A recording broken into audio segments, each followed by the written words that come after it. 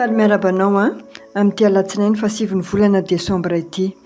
Ny rapsodiny famarinana an'io dia mitondra ny lohahevitra hoe manadio anao amin'io tarehetra izy. Ny teny fanokafana dia nalaina tao amin'ny Kolosiana 1:7-10 mivaky toy izao amin'ny anaran'i Jesosy. Ao aminy no ananantsika fanavotana tamin'ny randy dia ny famelana ny eloka rehetra. Ny teny fanokafana dia milaza fa ao amin'ny Kristy Jesosy no ananantsika fanavotana na fanafahana amin'ny alalan'ny randy. Ao amin'ny tapany farany izy dia milaza hoe dia ny famelana ny eloka rehetra. Ao anaty fon'ny teny io teny hoe enio. Midika izany fa tsy tao amin'ny lahatsoratra tany am-boalohany izany. Ny mpandika teny dia nampiditra azy io araka ny maha izy azy manokana saingy diso ny fampiarana azy.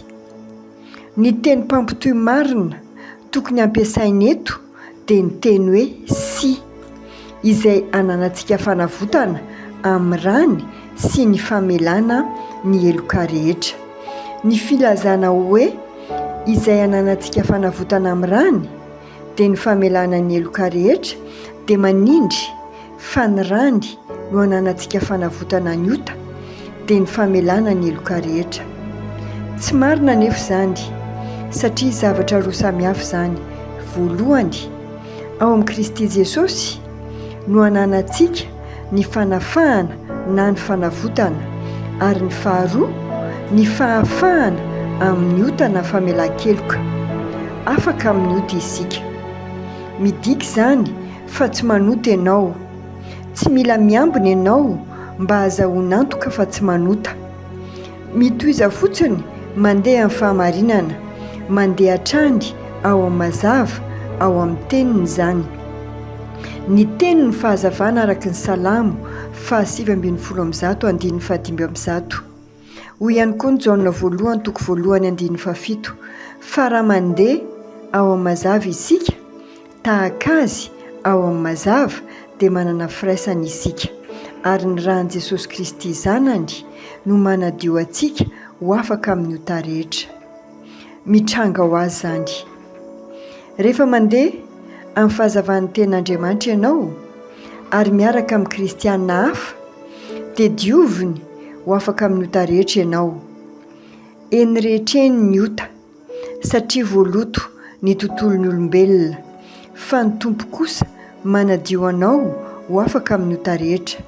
Isan'izany ny fahotana izay tsy nataonao fa nahositra taminao. Izany no antony nananan'izy ireo karazana fombafomba fanasana maro tao amin'ny testamenta taloha. Raha te hiditra ao amin'ny fanatrihan'Andriamanitra izy ireo dia tsy maintsy nanasa ny tanany sy ny tongony. Tsy maintsy ny sasa foana izy ireo, fa tsy tahaka izany ankehitriny. Ny ran'i Jesosy Kristy mihitsy no manadio antsika ho afaka amin'ny ota rehetra. Izy no misahana ny ota rehetra, na avy amin'ny olon-kafa na avy amin'ny tontolo iainana, mba hahafahanao manohy ny dianao amin'ny fiainam-pandresena sy avy amin'ny voninahitra ao amin'ny voninahitra. Aleloia. Avy eo dia hoy izy ao amin'ny Jaona 5:7, ankehitriny dia efa madio ianareo noho ny teny izay nolazaiko taminareo. Ny asa fanompon'ny teny no hanadiovana anao amin'ny ota sy ny eloka ary ny tsy fahamarinana rehetra, mba hahafahanao mandeha amin'ny fahatanterahana sy ny fahatsarana, ka mamokatra asa tsara sy vokatry ny fahamarinana. Raha resy lahatra ny amin'izany ianao dia asaiko amerina izao vavaka ho tonoko manaraka izao. Ray malalo, misaotra anao noho ny fiainam-baovao ao amin'ny Kristy, ny fiainam-pahamarinana miaraka amin'ny fahafahana tamin'ny ota. Misaotra noho ny fanadiovana tsy mitsahatra ary amin'ny fandehanana ny fahazavan'ny teninao, mandeha amin'ny fahatanterahana sy ny fahatsaranao, mamokatra asa tsara sy ny vokatry ny fahamarinana amin'ny anaran'i Jesosy. Amen. Dia mirary tontolo andro mahafinaritra ho anao tompoko.